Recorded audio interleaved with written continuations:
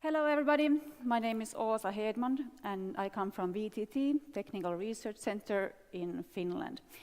At this point I need to say that today is my 8th day at VTT, so I just recently switched to workplaces, so I will have a very brief introduction about VTT today. So my topic today is, or actually a statement, is that city planning can improve energy efficiency. And we'll dig a little bit more into that, how and why.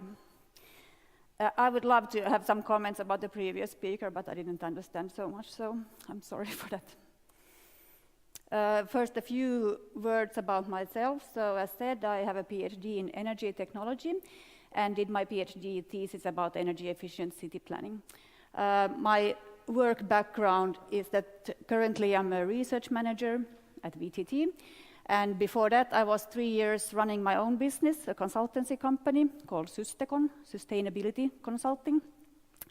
And before that, I was actually again at VTT.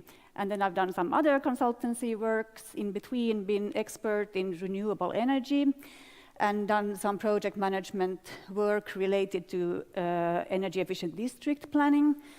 And as you can see, I have like being at VTT because that's also where I started my career. So this is a few words about our organization. So we are fully state-owned by the Finnish state. Quite old, over how many years that is? 76.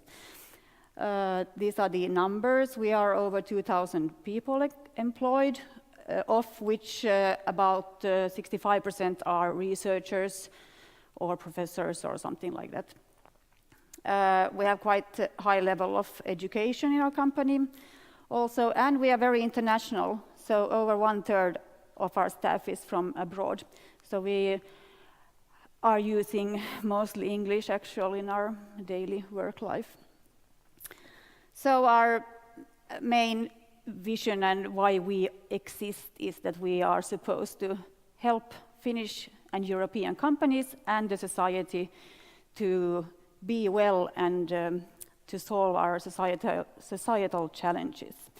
We are focusing on these different aspects.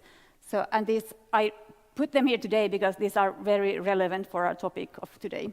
So climate action, of course, resource sufficiency, good life, safety and security, and industrial renewal. So at least these three are very much in the core of the topic of today.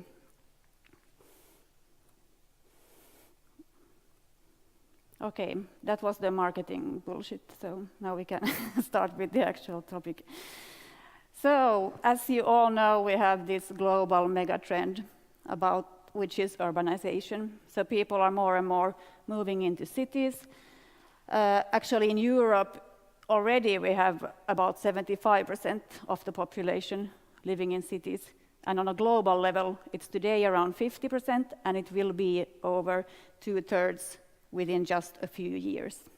So in Europe, we are a bit ahead in this global megatrend, but the rest of the world is definitely following. And of course, we have this huge challenge, which was addressed already in the opening words, about climate change. I will not go into that more. I'm very sure that you all know how urgent this is. So since more and more people will live in the cities, and we have climate change as a huge problem, the evident conclusion is, of course, that we need to plan our cities very well, because that's where all the activities will happen. So, how we plan our cities, where all of these people will live in the future, will very, very much impact global climate change and other global environmental issues as well. And if we do it really well, we can very much affect how energy is used and how resources are used in the future.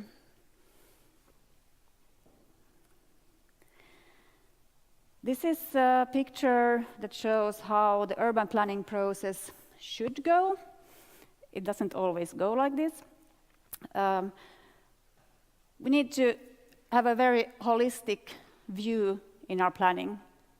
When we look at urban planning, there are many, many different aspects that impact.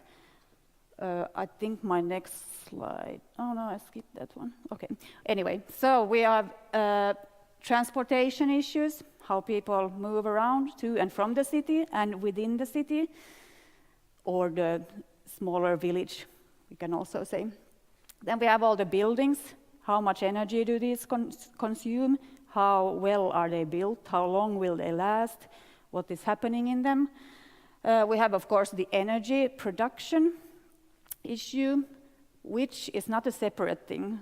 It's definitely part of the whole urban planning question, or should be at least. And then we need also water, we need to handle our waste, and what is not really included here, and what is not so much in the discussions yet, is food production, because we will need to have more and more urban food production, urban farming. We won't have the luxury to just think that it will be produced somewhere in Vietnam or China or whatever. Then to the actual process. Since it's very holistic, we need many different expertise. Nobody can know everything about everything. You cannot be an expert in building construction and an expert in waste water management. So we need to have a very co-creative process to involve all these experts throughout the whole process. How urban planning has been done and is still in many places, also in Finland then, is that the architects do the planning and then they give the already finalized plans to the engineers, and then the engineers start to come up with technical solutions based on that. Well, it can work, but it can be much, much better if the engineers are involved from the very beginning. And not only the engineers, maybe also involve those who will actually use this final plan, the end users, which means here the inhabitants, the companies who will do business there, and different decision makers, and so on. And this last part is that we should learn from each other. We should pick the global best solutions, not to always have to invent the wheel again, but then always keep in mind that we cannot just put some solution that's developed in Finland, just put it as such in Nepal or Zambia or whatever. It won't, of course, work. So there needs to be a localization process here. But the main ideas and the main know-how behind these solutions can be the same.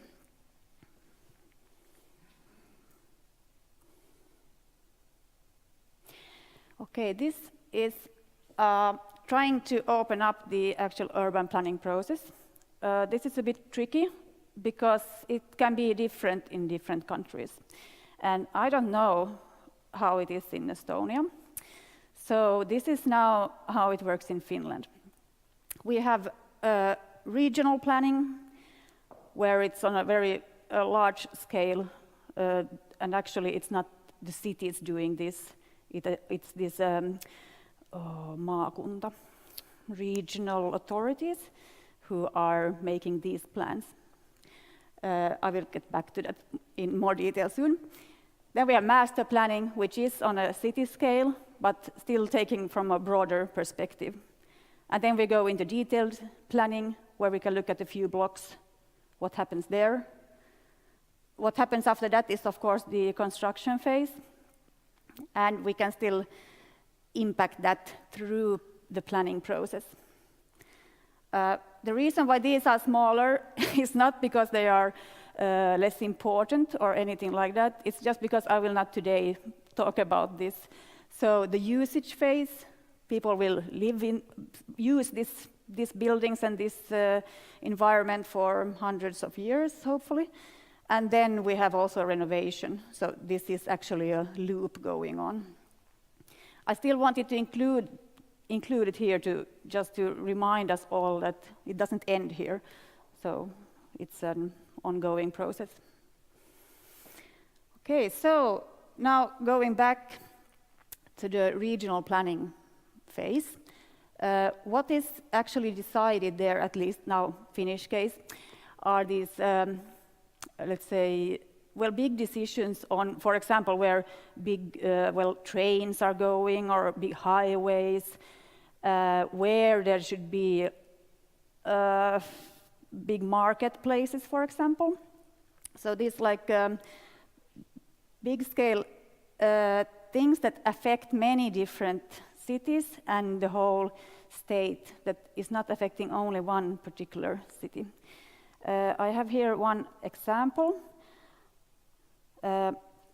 This is a case in the city of Porvoo, which is 50 kilometers east from Helsinki.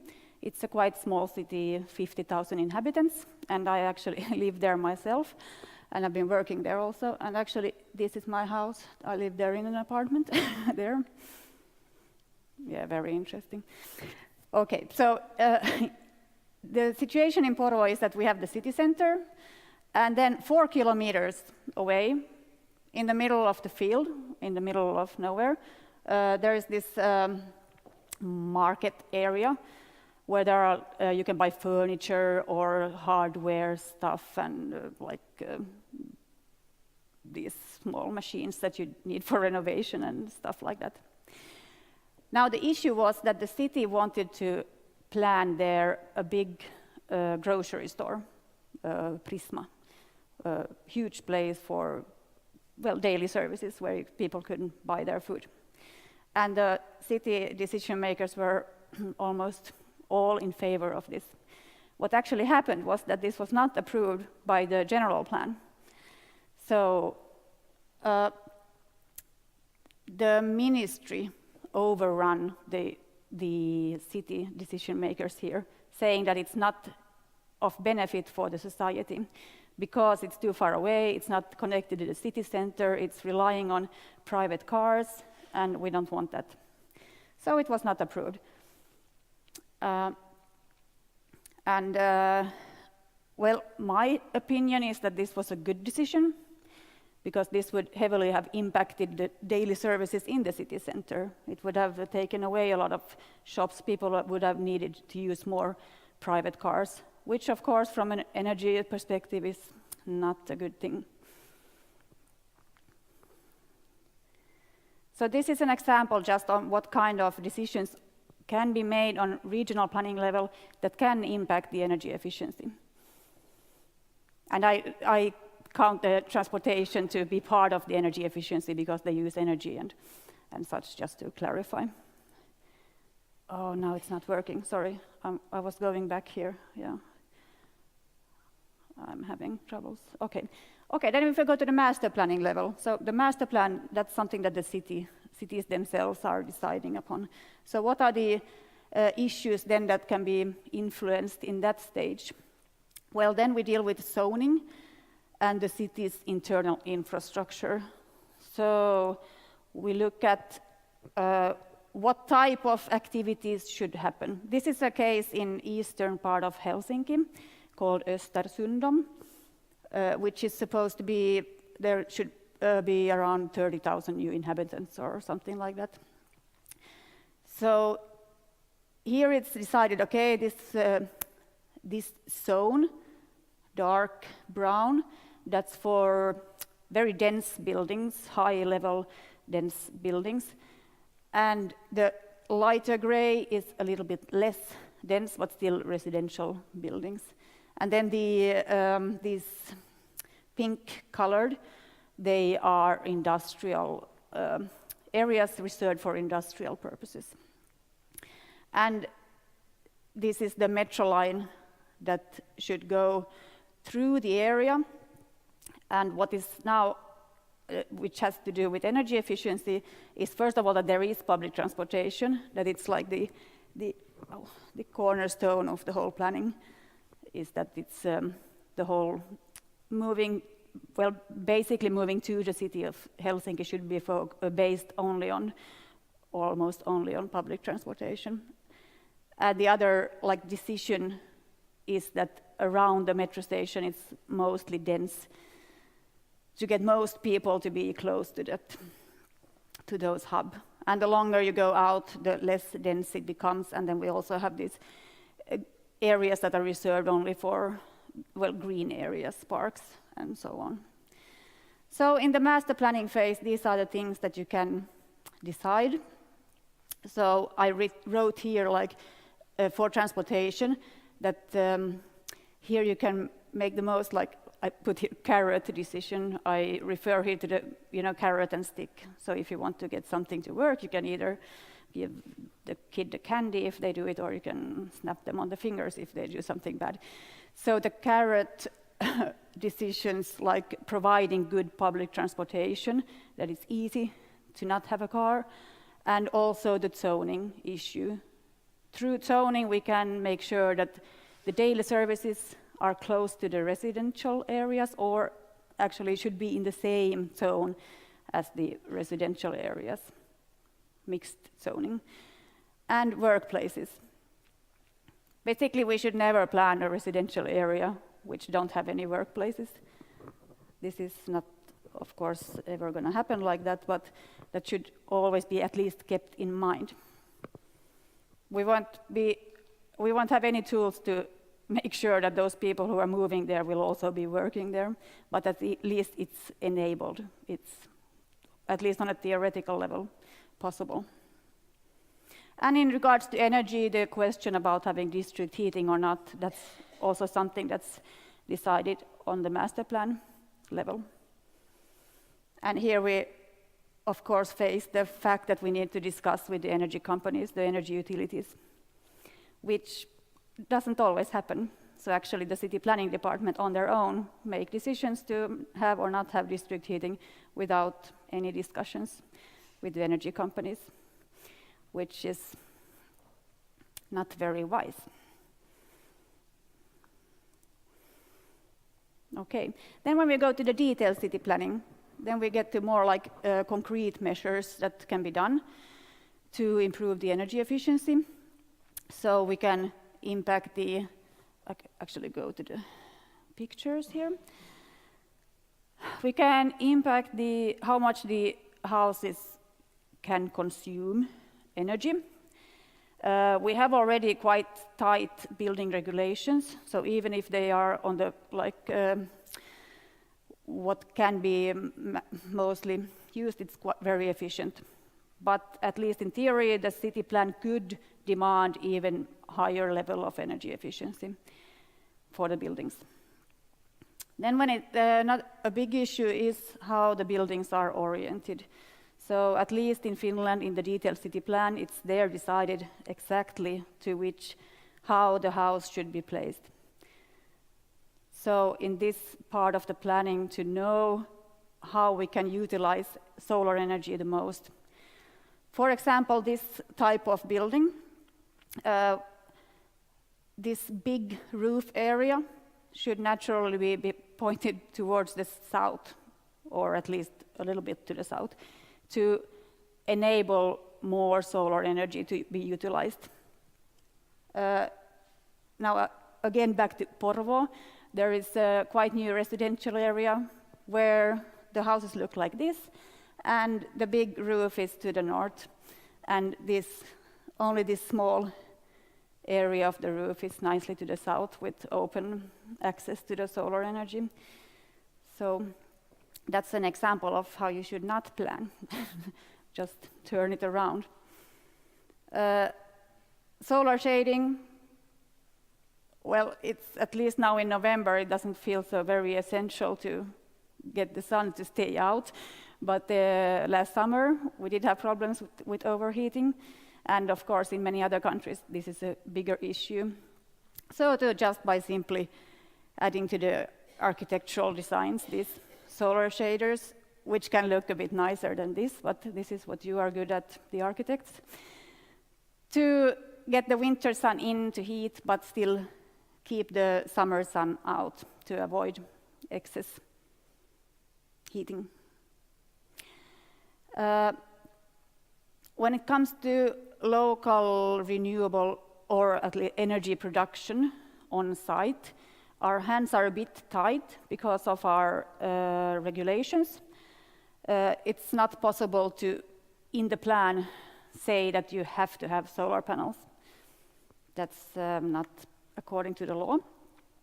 But what you can do, you can in the building lot agreements, so when the city sells the lot out, they can demand not to have the solar panels, but they can demand to make a reservation for the solar panels.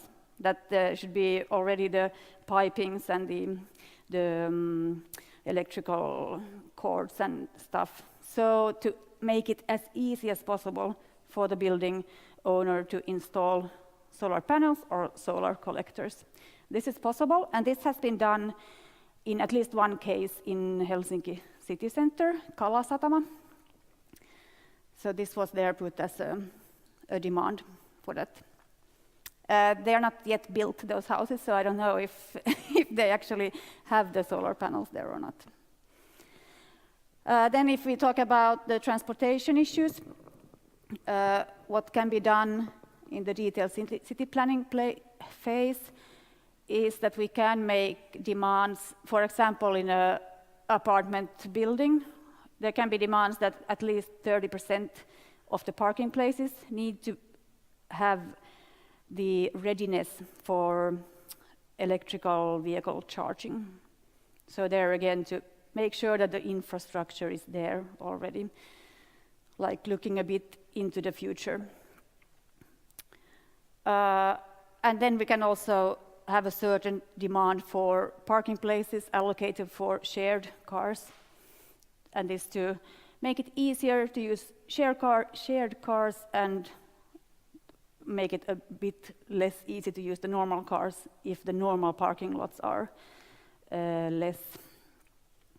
And then, of course, to remember always that the bikes also need their parking places, and preferably under roof or even indoor.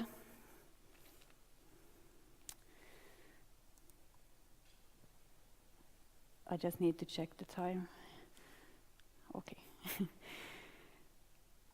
Okay, so what about the construction phase? What can the urban planning process impact there? Well, first of all, if the plans are good and elaborated, it will be easier to do the next follow-up stage, of course. But then we have a very important group are the building inspectors. They are the ones who make sure that these nice issues that have been implemented here, that they are actually being realized. And they are also working as, they're guiding those who are building their houses to do it in the right way.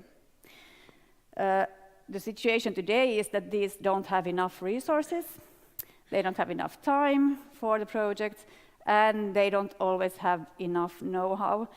So this is like a huge challenge to increase the know-how of the building inspectors. City of Oulu in northern Finland have done this really, really well.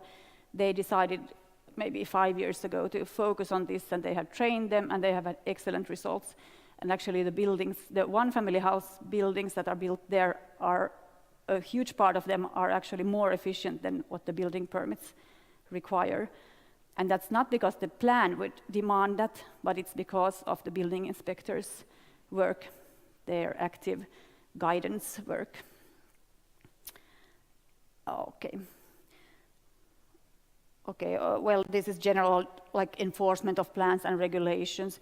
Like, how do we make sure that the plans will happen as planned or not? That's a challenge to look into. Okay, I actually think that I now talked about all these issues already. This is a terrible slide with way too many words. Sorry for that. So this is basically summarizing what I just went through. Maybe a few words still about the tools. So there have been developed many different tools that are aimed for the city planners. Because the challenge is that there are so many different knowledge needed, know-how needed in that if we want to actually include all of these issues. So then the scientists have developed very both complicated tools, which nobody could actually use, but the scientists thought they were really cool because you could really assess on deep level different things. And then in one project, we developed a very simple tool. And this project was an example how this co-creation is really a good thing, because we had the idea that we wanted to make a really fancy tool where we can assess everything. And then we sat down with the city planners in the very beginning, and they were like, no, we don't want that. We cannot use that. We need a tool with which we can assess very fast in like 15 minutes if we have detailed plan version A and detailed plan version B, which one is better. This was what they want. Excel tool, 2 sheets the most, and it cannot take more than 15 minutes to fill it in. So we did that kind of tool. I will show you that was not, okay, this was in the same project, an additional, let's say, help, because the city planners said that since they don't know anything about energy, and people are actually asking them, what are the possible energy solutions in a specific area? So we did this very, very, very easy decision-making tree, which just start with, it's in Finnish, sorry. It starts with different questions where you can rule out what kind of energy systems are even possible in that area. And very simple, it doesn't look so nice, but they actually said that they had the most use of this, of all the fancy, fancy tools that they have had. So here, for example, okay, is it the groundwater area? If it is, yes, then it says that, okay, then if we want to use ground heat pump, then it requires some more investigation, so it can be difficult. Or if the ground is very dry, for example, if it's on a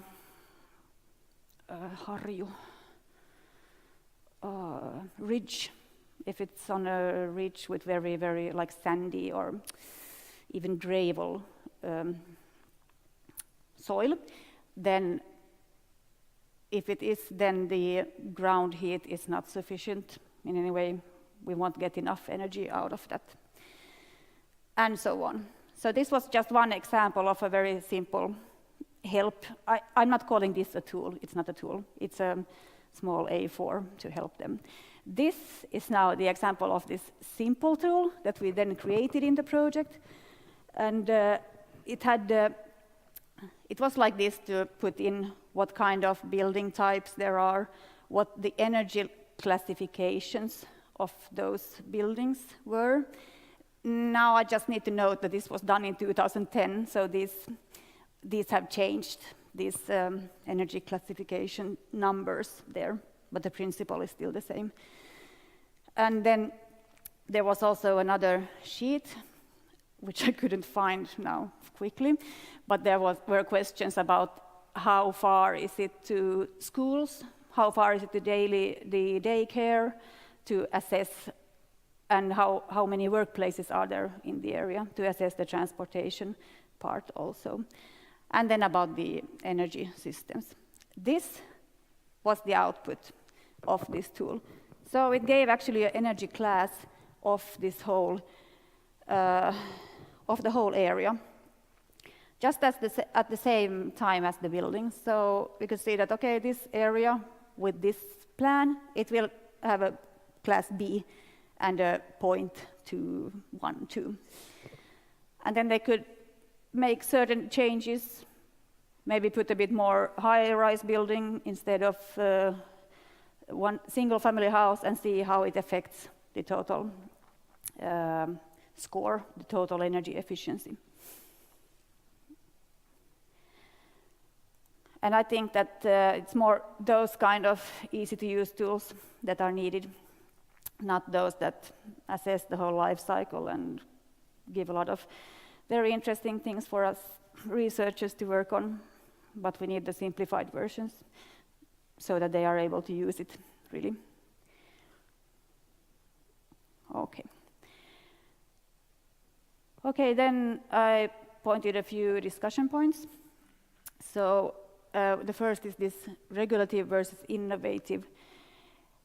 If we go and put very strict regulations on the plans, that you have to build exactly like this and very clearly define everything, then that might be an obstacle towards new innovations, to testing new things, if the boundaries are too strict.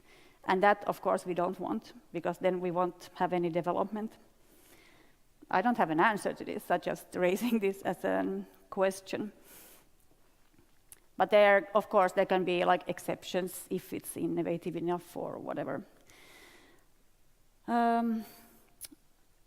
Okay, this second point is this, to just highlight that another good thing about involving all the different stakeholders from the beginning is, well, first of all, we get all the knowledge that we need, but also we reach a higher acceptance. Because if the end users have been involved from the very beginning, they feel like this is their plan, or the energy company has been involved, they are more like accepting the plans if they feel that they're doing the plan together. This fourth point is quite important also. Always when we are regulating things, there are political factors involved.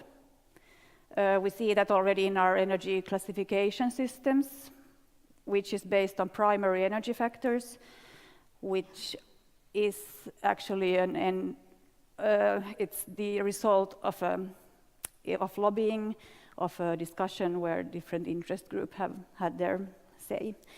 So now we have a primary factor for electricity, which is not the actual correct one, but this is what we are using anyway.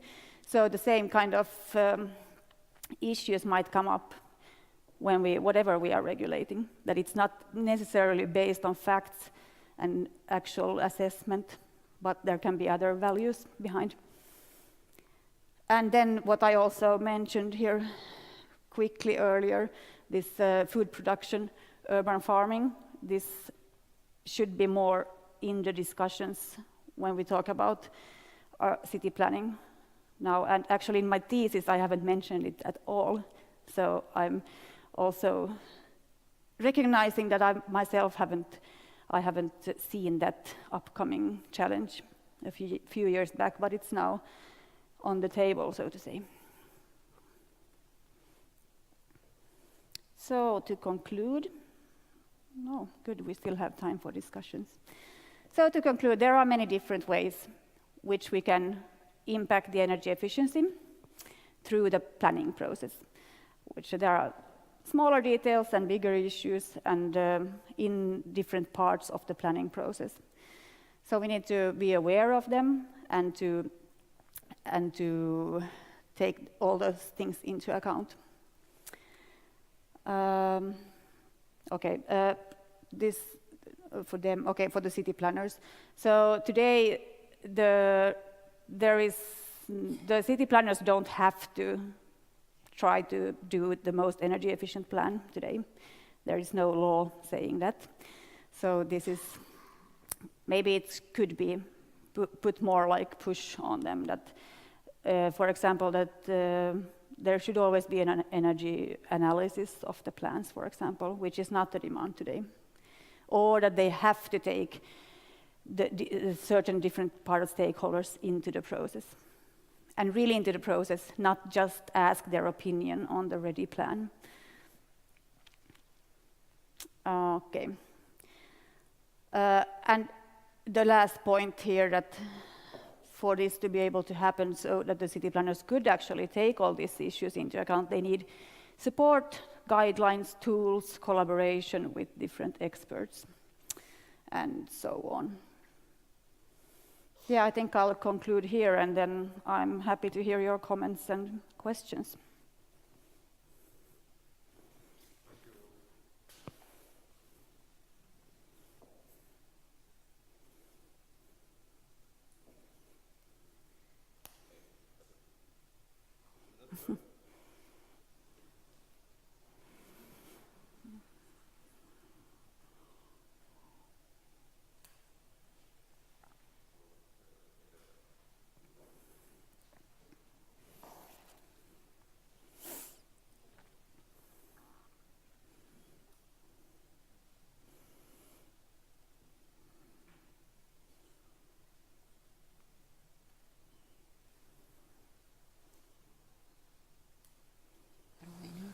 Nii, töötab. Thank you for the interesting presentation. And well, I have just a few questions. You mentioned urban farming. How should it be like planned inside the city? Or should it be planned by the local government, or should it be organized by the citizens, by themselves? Okay, that's a good question. Well, first of all, it will require some space, mostly, well, at least some solutions. So there are these hydroponic farm solutions, so they need to have some place to be. They are very efficient, they're more than 20 times more efficient than regular farming, but still they have to be somewhere. So that's one thing, that the plan should reserve space for that. Then if we talk about vertical farming, then that doesn't necessarily has to be actually in the plan, so that's more for those who are actually building the houses to take that into account. Who runs it, who develops it? Well, to that I don't actually have a clear answer, but that's an issue that needs to be. And those companies who are selling these solutions, they probably know, they have an idea. They should be involved in the planning. But do you have any examples in Finland? Not yet? Well, I know there's a company called Redono.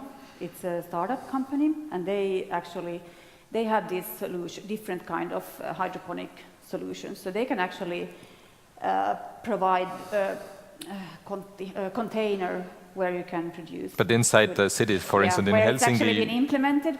I know only of a few really small, like roof gardens or such. No, it's the future still, but it's starting to pop up in the discussions more and more. And now here, just one point that I actually forgot to say, that whatever we are planning here and solutions we are developing, we need to keep in mind that there is a huge, huge global demand for these solutions. So for the developing world, all of those who are moving into the cities, that's like so many people and so much money that we can't even understand it. So whatever solution we are here now developing and testing and piloting, that will be an export product for us very soon. I just had a project in Nepal, and there was actually the biggest issue is the food production there. So to there we actually went to start looking, okay, where do we have the companies who can offer the solutions? Thank you. So, any other questions from the audience? Thank you for the presentation. I have a question about Helsinki. Helsinki declared recently that it will become a zero carbon city within a few years. It seemed like after 5 years, or like that seemed utopia. But I think they know what they do. I have a question. What is the main factor in this process achieving this kind of agreement? Is it a political decision? Are the citizens themselves so active, or are professionals so effective in explaining the problems? I ask because I'm really interested how our cities can change or reach to this kind of agreements. Is it? Yeah. What are the factors, the main factors? Okay, first of all, I agree that it's a huge challenge and the time span is really, really short. So let's see how it goes. The factors are, well, mainly it's energy, transport, and food. These are the three factors that affect our emissions. And there are different, for different things, there are different stakeholders that can impact. So if we look now at Helsinki, the biggest thing is the district heating production, which is still made with coal. To influence this, that's a strictly whole political decision. That's nothing that normal citizens can really affect so much. Then again, if we talk about transportation, there the city has already very good public transportation. So in this aspect, it's more about the individual citizens' actions to use this very nice enabling systems. So it depends, but really it's energy, transport, and food, which are the three main pillars in how our emissions come from. I didn't answer your question. No? Buildings, yeah, buildings. That's part of the energy. Yes. So when I say energy, I mean like primary energy. So it's the whole energy chain. It's the demand, production, and the energy source. I mean, a kilowatt hour of coal is as much as a kilowatt hour produced with solar energy, but the primary energy is totally different. Yes, yes. So buildings are part of the big energy palette. And there, if we look at, in regards to buildings and energy demand, there we have, well, city planning, of course, to put higher and higher demands, which Helsinki has been doing quite nicely. For example, in Kalasatama, the demands are high for energy efficiency there. And we have, of course, the big building companies that they need to keep developing their solutions, their buildings, so that they can answer to this need that the city puts on them. More questions?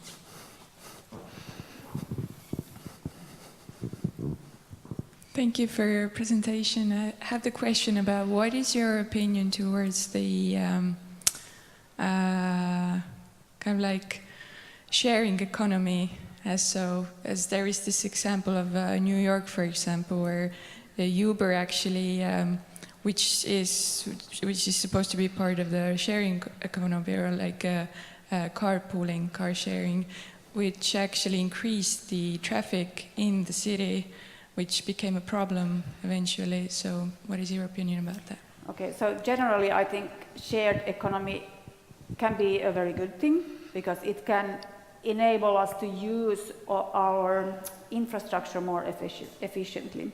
So both like summer houses or cars or whatever, so that they are used more efficiently. Instead of having 2 cars, we can maybe have 1 car on a general level. But then, of course, it can have side effects, like this one. I also heard about that it gets too convenient for people to take the Uber instead of tram or bus or whatever. So then it, of course, has a negative effect. And I don't know what to actually say about it. On a general level, I think shared economy can provide us with very good solutions, and it also supports this whole co-creative idea to involve people more, and so in the whole development process. But should we then start like regulating it, which they have actually for Airbnb, they are regulating it in some cities to then steer the development into the right path. Yeah, I don't have a clear answer for that. I'm sorry. More questions?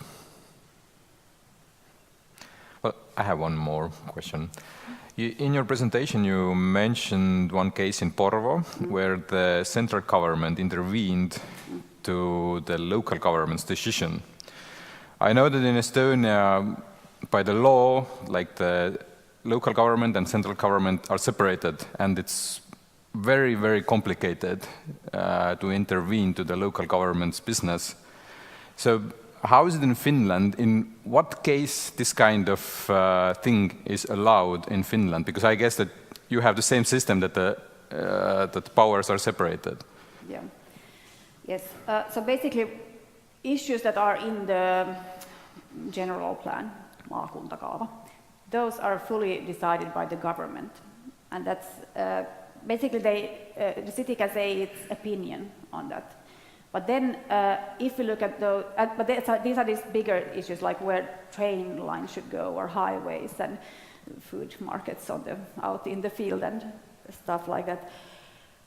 Then if you look at things that the city itself decides, you can appeal on those decisions. Anybody can, no, not anybody, but anybody who, for example, if you have a neighborhood, in your neighborhood some new city plan is planned, then you can appeal, and then it goes to the governmental level, this appeal, and whether they will accept it or not, and then they can demand the city to change the plans.